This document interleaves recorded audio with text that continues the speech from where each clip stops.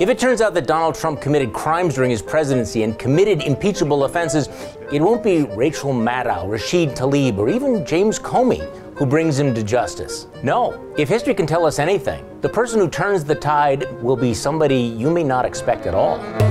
Oh, we love WikiLeaks. Donald Trump is not the first president to have his presidency consumed by scandal.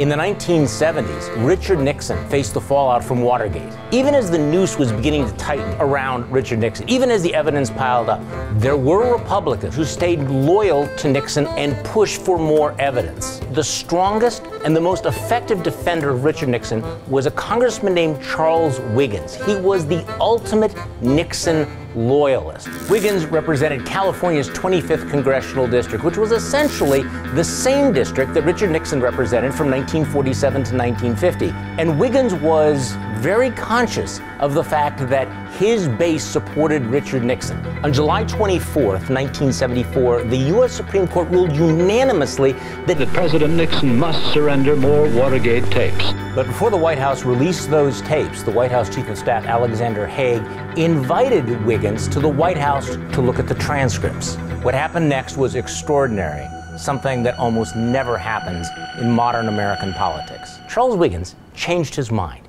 He read that transcript and he realized that, in fact, Richard Nixon had broken the law.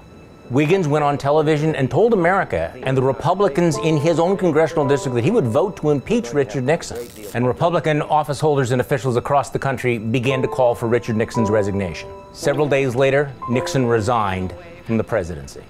In the end, it was the Republicans who determined Nixon's fate. And in the end, it will be Republicans who will determine the fate of President Trump.